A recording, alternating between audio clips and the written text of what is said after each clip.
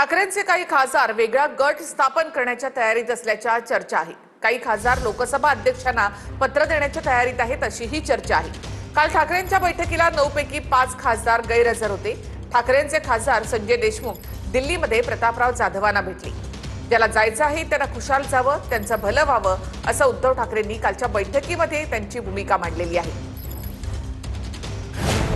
ठाकरेंचे काही खासदार वेगळा गट स्थापन करण्याच्या तयारीत असल्याची चर्चा आहे। ठाकरेंच्या शिवसेनेचे काही खासदार लोकसभा अध्यक्षांना याबाबतचं पत्र देण्याच्या तयारीत असल्याचीही माहिती आहे। ठाकरेंच्या शिवसेनेमध्ये या हालचाली सुरू झाल्यानं डॅमेज कंट्रोलसाठी संजय राऊत तातडीनं दिल्लीला जाणार आहेत। ठाकरेंचे यवतमाळ वाशिमचे खासदार संजय देशमुख दिल्लीत शिंदेंच्या शिवसेनेचे मंत्री प्रतापराव जाधवांना भेटले। तर रविवारी ठाकरेंनी मातोश्रीवर बोलावलेल्या बैठकीत 9 पैकी 4 खासदार हजर होते, तर 5 खासदार गैरहजर होते। मातोश्रीवरच्या बैठकीमध्ये अरविंद सावंत, अनिल देसाई, राजाभाऊ वाजे आणि संजय दिना पाटील हे 4च खासदार हजर होते। तर भाऊसाहेब वाकचौरे, ओमराजे निंबाळकर, संजय जाधव, संजय देशमुख आणि नागेश पाटील आष्टीकर हे मातोश्रीवरच्या बैठकीला गैरहजर होते। या सर्व खासदारांनी गैरहजेरीची वेगवेगळी कारणं दिली होती। शिर्डीचे खासदार भाऊसाहेब वाकचौरे मातोश्रीवरच्या बैठकीत गैरहजर होते। वाकचौरेंनी पत्नी हैदराबादच्या रुग्णालयात ऍडमिट असल्याचं कारण दिलं होतं, पण आज भाऊसाहेब वाकचौरे मतदारसंघातल्या धार्मिक कार्यक्रमात हजर होते। तर यवतमाळ वाशिमचे खासदार संजय देशमुखांनी मुलीचं लग्न ठरल्याचं कारण दिलं होतं, पण संजय देशमुखांनी आज दिल्लीमध्ये जात प्रतापराव जाधवांची भेट घेतली। तर मातोश्रीवरच्या बैठकीला गैरहजर असलेले संजय जाधव कालही मतदारसंघातल्या कार्यक्रमात दिसून आले।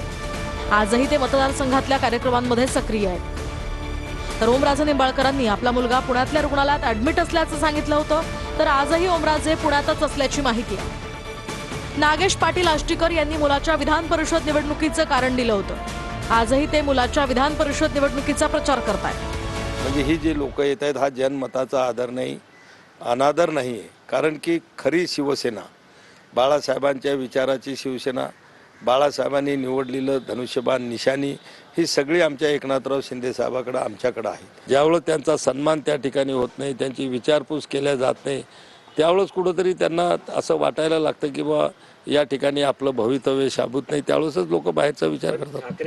ऑपरेशन टायगर हे तुम्हाला लवकरच पूर्ण झालेलं दिसेल।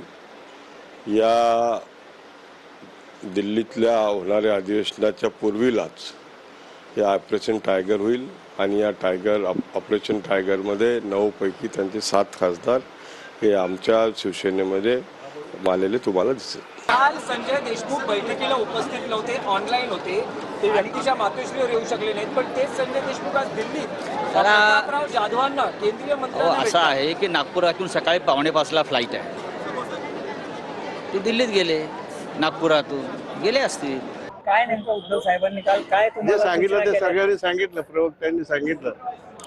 जी काही चर्चा सुरू होती त्यावर काय सांगाल तुम्ही, जे तुम्ही सोडून जाणार? मी आज इथे आहे, उद्या जायचं असं तुम्हाला घेऊन जाईल ना। प्रतापराव जाधव हे देशाचे मंत्री आहेत आणि एखाद्याच मंत्र्यांना भेटायला गेले म्हणजे वेगळा गट स्थापन करतो असं होत नाही असं मला वाटतं। नाही, माझं त्यांचं काही बोलणं झालं नाही, परंतु काल त्यांचं आता काही असेल माहित नाही। मी उद्या दिल्लीला जाणार आहे, माझी परवा मीटिंग आहे दिल्लीला कमिटीची, त्याच्यामुळे मी उद्या संध्याकाळी दिल्लीला जाणार आहे।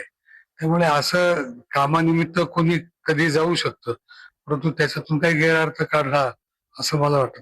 आधी पक्षातले अर्धे अधिक लोक बाजूला करायचे, मग त्यांचा एक स्वतंत्र गट स्थापन करायचा, मग त्यातल्याच एकाने त्या गटाचा नेता व्हायचं, मग त्यांनी आम्हीच स्वतंत्र आणि ओरिजिनल मूळ पक्ष आहोत असं सांगायचं। ही पद्धत आधी शिवसेनेसाठी, मग राष्ट्रवादीसाठी, आता तृणमूल काँग्रेससाठी, उद्या कदाचित पंजाबमधल्या आपसाठी सुद्धा वापरली जाईल। जब विभीषण रावण को छोड़ के आया तब भी हमने स्वागत किया की श्रद्धेय अटल बिहारी वाजपेयीचं सरकार पाडण्यासाठी तुम्ही भाजपचे खासदार फोडले होते, त्यांना मदत केली होती।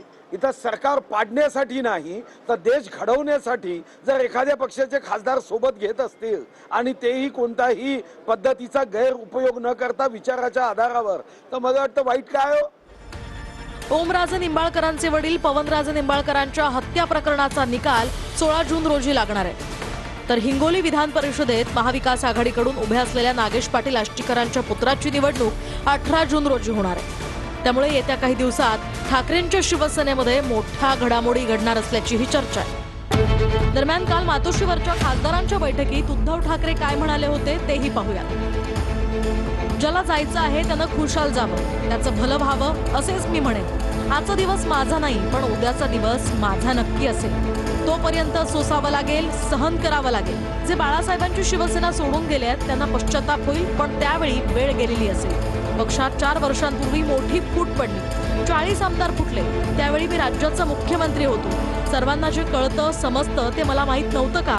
मला त्याची कुणकुण होती, पण मी कुणालाच बोललो नाही, दबाव टाकला नाही, त्यांच्या घोटाळ्याच्या फाईल्स तयार केल्या नाहीत. ज्यांना जायचंय त्यांना जोर जबरदस्तीनं हात धरून थांबवण्यात काय अर्थ, असं उद्धव ठाकरे खासदारांच्या बैठकीत म्हणाले.